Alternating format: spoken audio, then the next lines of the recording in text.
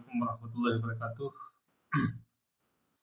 Para pendengar yang dirahmati oleh Allah Subhanahu wa taala, semoga tetap diberikan kelancaran rezeki, kesehatan, dan diberikan maunah yang tiada henti oleh Allah Subhanahu wa taala. Ada banyak ilmuwan-ilmuwan yang pernah dilahirkan oleh umat manusia di muka bumi ini. Mulai dari Maghrib sampai Maghrib, yaitu dari negeri barat sampai ke negeri timur. Dari terbitnya matahari sampai ke terbenamnya matahari. Ilmuwan-ilmuwan muslim dan ilmuwan-ilmuwan non-muslim telah banyak berkiprah dalam hasanah-hasanah keilmuan dan kemaslahatan umat manusia selama beribu-ribu tahun.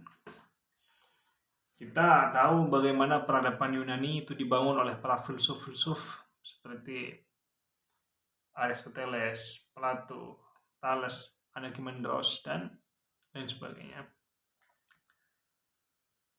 Di daerah Asia juga seperti itu pada zaman dahulu kala. Di India juga diramaikan dengan buku-buku sastra, Ramayana, Bhagavad Gita, dan buku-buku yang sangat melegenda di zamannya hingga sampai saat ini. Indonesia juga memiliki catatan-catatan yang sangat luar biasa dalam sejarah Nusantara ini. Hanya saja mungkin catatan-catatan itu tidak sepopuler kitab Ramayana dan kitab Bhagavad Gita dan tulisan-tulisan orang-orang Yunani di masa keemasan filsafat. Di Mesir juga sama. Mesir memiliki segudang pakar, ilmuwan, dan ulama. Saya kenal dengan salah satu cendekiawan Mesir melalui tulisannya, yaitu Hussein Haikal. Dr. Hussein Haikal. Hussein Haikal ini menulis tentang banyak buku-buku sejarah, sastra, dan juga tentang politik. Buku sejarah hidup Muhammad ini adalah salah satu karya fenomenal yang ditulis oleh Dr. Hussein Haikal pada saat itu. Dan bahkan buku ini diterjemah oleh salah satu penerjemah terbaik yang dimiliki oleh bangsa ini, yakni Ali Audah, dan diberi pengantar oleh Profesor Dr. Hamka, dan juga diberi pengantar oleh Syekh. Ini adalah sejarah hidup Muhammad ini diberi sambutan oleh Profesor Dr. Hamka.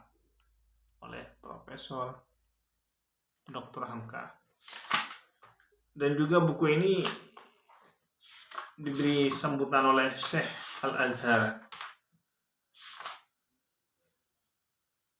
yaitu Syekh Muhammad Mustafa Al-Maraghi.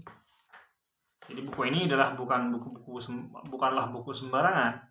Bahkan kisahnya Hussein Haikal tersebut dalam belajar ilmu sejarah untuk mampu bisa menulis tentang sejarah Abu Bakar, Umar, Utsman, Ali, dan Nabi Muhammad SAW itu sendiri, dia menghabiskan waktu 13 tahun untuk mempelajari sejarah.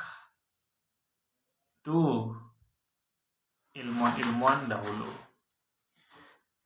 Kalau kita melihat sepintas lalu atau secara teliti bagaimana para penceramah yang ada pada saat ini, 2 bulan, 3 bulan, karena dia vokal lalu menganggap dirinya bisa, lalu dia seakan-akan sudah mampu menjadi mujtahid mutlak atau mujtahid fatwa.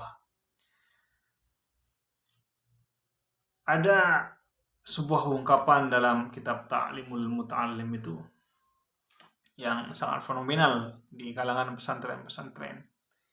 Ala la tanalul ilma illa bisittatin sa'umbika an majmu'iha bi bayanin dzaka'un wa hirsun wastibarun wa bulghatun wa irsyadu ustadin wa tulu zamani.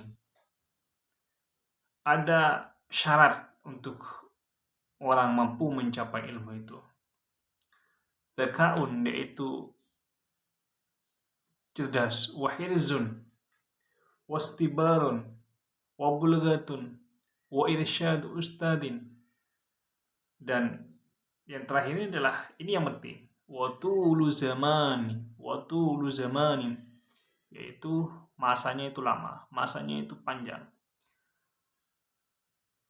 Bukan belajar 1 bulan, 2 bulan, lalu merasa seakan-akan dia sudah menguasai segala lini keilmuan. Tidak cukup 1 tahun, 2 tahun, lalu dia bisa berkhutbah, bisa berpidato kemana-mana. Tidak seperti itu. Saya juga lama belajar membaca buku itu, bahkan selama 7 tahun. Itu saya menghabiskan 2 buku sampai 4 buku dalam 1 minggunya itu. Rata-rata 220 halaman dalam 1 bukunya itu. Itu sekitar 7 tahun lebih saya konsisten membaca banyak hasanah-hasanah keilmuan.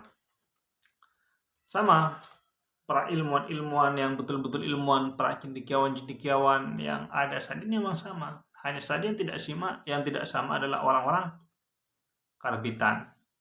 Yaitu mereka menyukai hal-hal yang instan hanya karena ingin populer, mencari popularitas, lalu bisa fatwa sana, fatwa sini, dan ujung-ujungnya hanya merugikan umat manusia.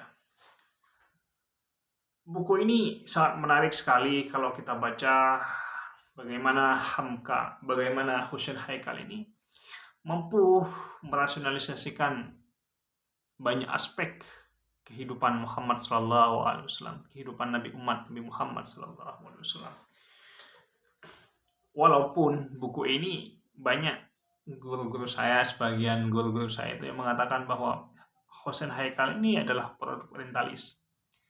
Tapi setelah saya mengkajinya, memang buku ini sangatlah luar biasa. Bahkan buku ini adalah menjadi salah satu buku pertama di dunia dalam penulisan sejarah yang menggunakan metode modern dan metode rasional. Karena penulisnya bukanlah penulis kacangan, penulisnya bukan penulis abal-abal. Dia pernah mewakili Mesir untuk mewakili di PBB. Tidak mungkin Presiden Mesir pada saat itu mewakilkan pada orang bodoh untuk berbicara di PBB, yang tidak mungkin. Ini adalah sebuah bukti bahwa Husain Haikal ini adalah seorang yang sangat intelektual. Dia mampu dalam banyak hal, tidak hanya dalam bab sejarah, tapi yang jelas orang-orang Mesir itu kalau sudah menjadi cendekiawan, dia paham akan persoalan fikih muamalah. Dan juga beliau juga paham tentang ilmu-ilmu sastra. Banyak tulisan-tulisan beliau itu tentang sastra. Silakan buku ini dibaca dan dinikmati. Lebih-lebih saat ini membutuhkan orang-orang yang memang tekun dan menekuni dalam membaca sejarah.